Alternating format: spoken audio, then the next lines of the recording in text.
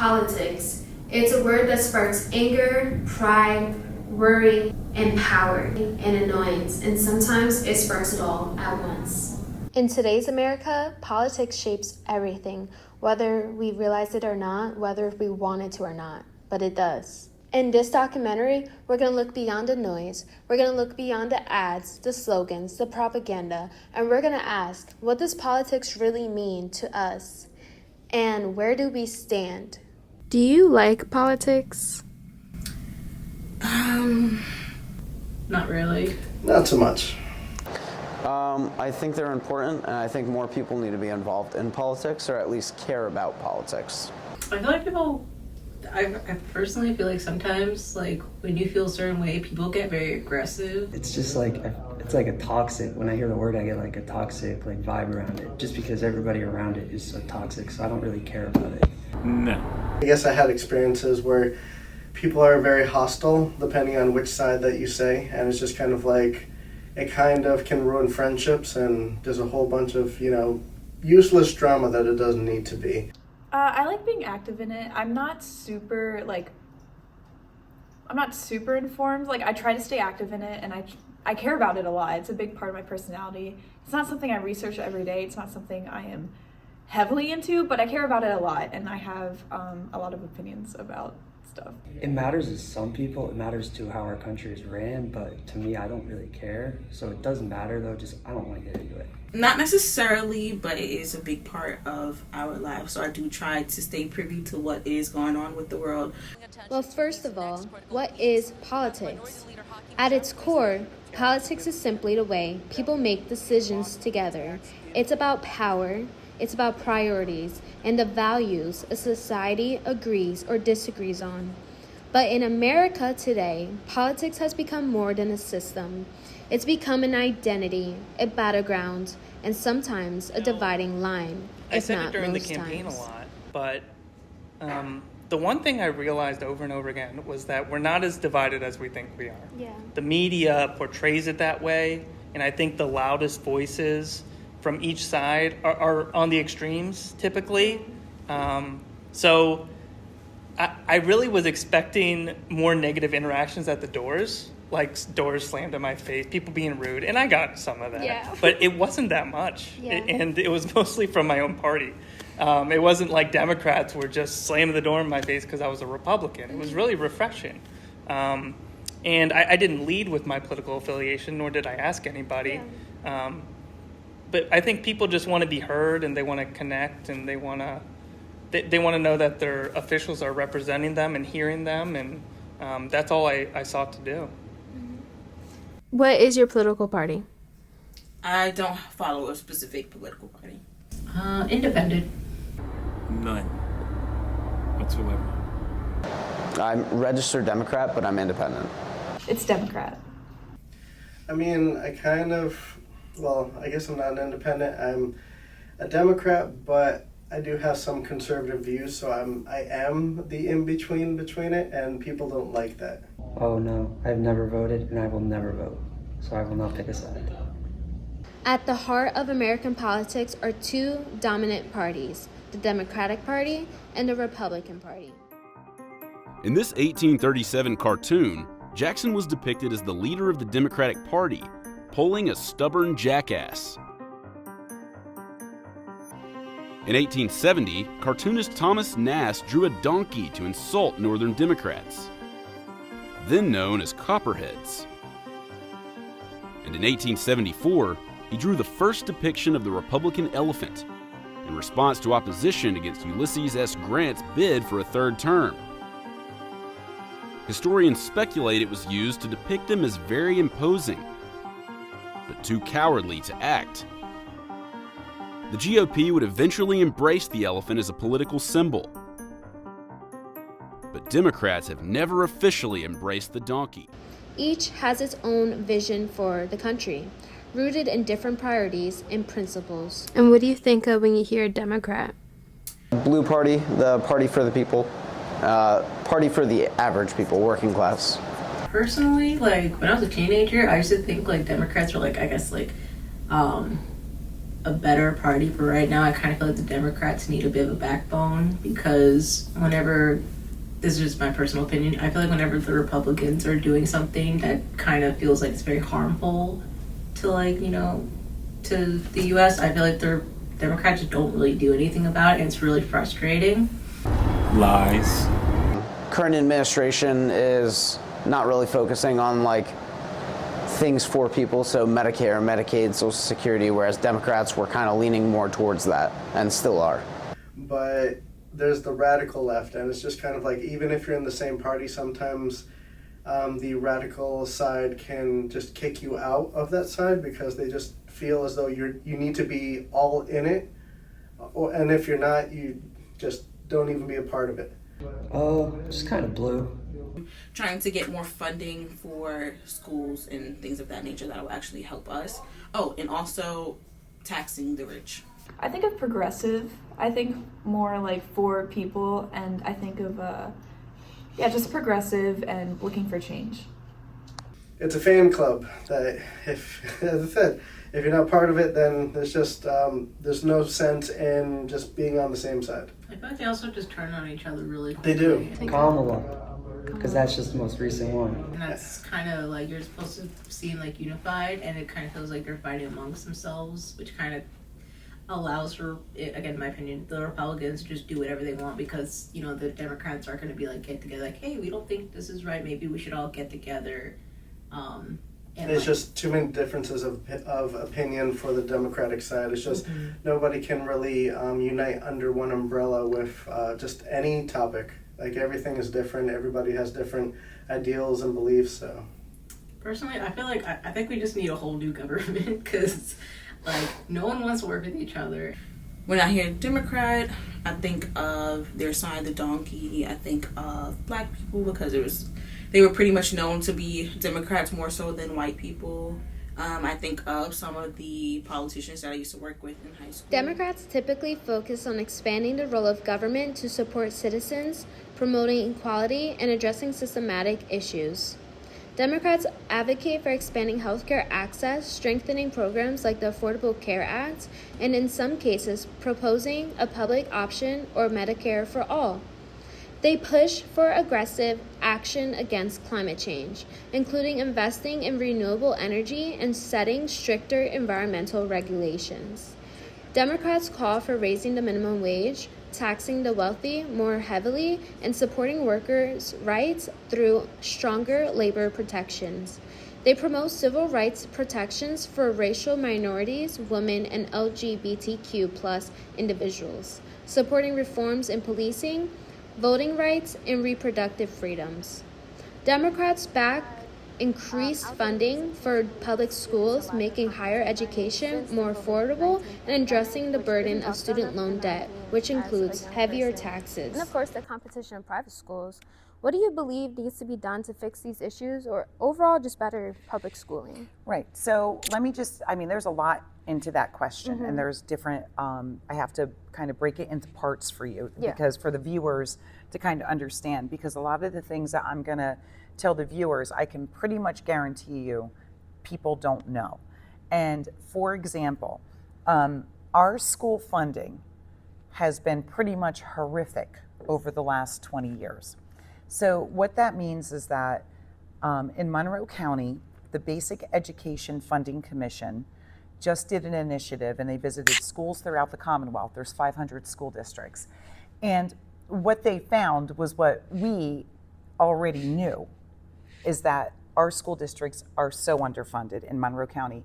As a matter of fact, we're at the 100th percentile with East Stroudsburg High School, or East Stroudsburg School District, the 99th for Stroudsburg, the 98th for Pocono Mountain, and the 97th for Pleasant Valley. So that's saying that the tax burden on the people that live here is higher per income than any other school district in the state. So I'm summing it up there. So our rents are high here. The taxes are high to fund our schools. And it's not because the schools are wasting money, it's because we only get about 15% from the state, where other school districts throughout our Commonwealth get up to 40% from the state. So it's on the backs of our taxpayers, right? So what Josh Shapiro, the governor, and the Supreme Court of Pennsylvania found was that we are underfunded, and a child's education should not be based on their zip code alone. Yeah. 7 school districts in Pennsylvania sued the GOP, which is the Republican Party, because they weren't funding schools. These 7 school districts, some of them, just so you know, they're in Wilkes-Barre, they're in York. So it's 7 school districts that were severely underfunded. I mean, ceilings were falling down. They don't have Chromebooks. They don't have clean water in their schools. Yeah. And they won. They won in court. And the Supreme Court said, that's right, you have failed your obligation to fund schools. And it's wonderful. So what this Basic Education Commission found is that something we already knew, that we are the worst in the state being funded. Yeah. And so the governor proposed, for example, East Stroudsburg School District is over $50 million. Stroudsburg is around $37 million. That over the next 7 years, they want to make us whole. That means, for example, for Stroudsburg, you know, it's basically $5 million over 7 years, right? Extra in addition, so that we can become whole again. So right now, that has a definite support in the House of Representatives. The Senate probably isn't going to like it because I don't mean to say it this way. They really, you know, haven't really funded education for a long time. And remember, in Pennsylvania, the House and the Senate was run by the Republican Party for nearly 2 decades. Yeah. Kind of the same amount of time we've been underfunded, right? So, and you know, I'm not saying all Republicans feel that way. It just is coincidence. I don't know. Anyway, the House of Representatives now has a 1-person majority as Democrats. So as a Democrat and as being in the House of Representatives, we have been trying to fund these schools all year long. So now, not only has something we want to do, the governor wants to do it, but the Supreme Court says we must do it. So the Basic Education Commission came up with these numbers throughout all 500 school districts, and it was a bipartisan commission. And if it passes, not only are you going to see programs come back to schools, you're going to see relief on the taxpayers, which they have been pleading for. Yeah. And it's just, it has to be done. That's part 1. Part 2 is cyber charter school. So each school district, like East Stroudsburg South or Stroudsburg, Pleasant Valley, Pocono Mountain, really all of them, they have their own cyber program. And when I was in school, that wasn't an issue. You were either homeschooled, you went to a public school, or your parents had money and sent you to a private school. And what do you think of when you hear the word Republican? More lies. Every time I hear Republican, I think homophobic. Party for the 1%, the red party. And obviously, you know, Trump, because it's just, he's all over the place with everything. But that's kind of what I think of. Red or Trump. And crazy. Yeah. Sometimes racist, and for the rich and not for the middle class. That's just how I typically see Republicans. I think of conservative. I think of sort of staying the same or trying to go back to old ways, which isn't really in my interest. I think of Donald Trump. I think of their sign, the elephant. Republicans, on the other hand, emphasize limited government, personal freedom, and traditional values. Republicans advocate for reducing government regulation and cutting taxes, aiming to stimulate economic growth and encourage individual success. They prioritize a strong military, robust national security, and stricter immigration policies to protect American borders. Republicans often support religious freedom, gun ownership rights under the Second Amendment, and legislation reflecting more traditional family values. They favor minimal government interference in the economy, trusting private businesses and free markets to drive prosperity. Republicans argue that states and local communities should have more control over issues like education, healthcare, elections, rather than the federal government. So you've been a very active member in the community, like both religious and political. And as a musician, how do you draw the line between your role as a preacher and the role as a political advocate? Or do you believe there's no line? Well, there is a line. We hear separation of church and state very often. Of course, it's not in the Constitution. It's in the old Soviet Union Constitution, the godless communist, but not in the U.S. Constitution. However, you do see separation of church and state in the Bible. 2 Chronicles 26, King Uzziah, the state, goes into the temple and seeks to light the fire and do the role of the priest. Now he's violating their jurisdiction. Right. And they confront him with arms, the king, and say, you're violating your jurisdiction here. You need to leave.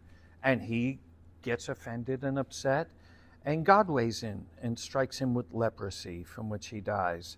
So the separation is there. However, the foundation, especially of American law, is the Bible. The Declaration of Independence will celebrate the 250th anniversary next year, and there'll be a big anniversary, big celebrations in Monroe County we'll be a part of. But it mentions God 4 times. And in the Sundays Accepted clause in the Constitution, the attestation clause in Article 7, they all mention God. And I think this is so important because every law is based on morality. We put up red lights so people don't drive, crash into each other, and hurt each other. That would be immoral if we let that happen. I've asked quite a few students here at East Stroudsburg University, who is the moral lawgiver? Who wrote that moral law we all follow? And very few people are able to answer. If it's the government, well, the government's done very immoral things in the past. We don't want them to be the moral lawgiver. It can't be the individual because psychopaths think they're moral. It can't be our family, same thing. So it has to be God. He's the moral lawgiver. He's the foundation. That's an interesting take on it. Yeah, Andrew Jackson said the Bible is the rock on which our republic rests. And that where a constitutional republic comes from the Bible.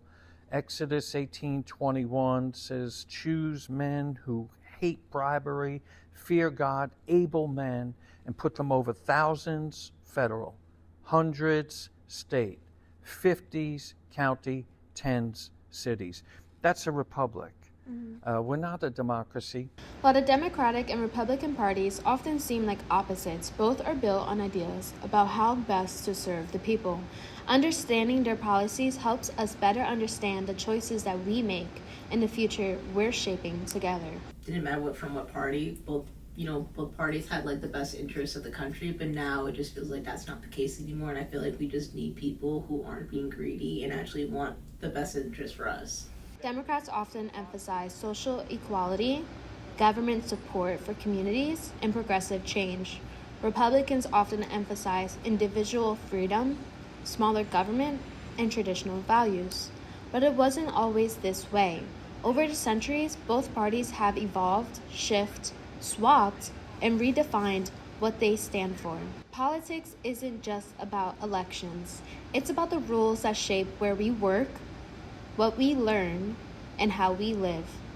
Taxes, healthcare, education, public safety. Even if you never attend a rally, politics finds you regardless, in your paycheck, in your school system, and in your street. But when political identity becomes personal identity, divisions grow. Misinformation spreads faster, conversations become arguments, and the complexities of real issues such as climate change, immigration, and civil rights are squeezed into black and white slogans. In a country of over 300 million voices, can two parties ever truly represent them all? And at the end of the day, it's not about left or right. It's about people. People are the ones that made politics. It's about hope. It's about fear. It's about the world that we want to create. Politics dominates what the world is today. So if you start this documentary not knowing where you stand, not having an idea of where to navigate your beliefs, not having any understanding about politics, I hope you ended this documentary with a better understanding about what controls your life. So rather asking now, where do I stand? Ask, what do I stand for? And I hope this helps.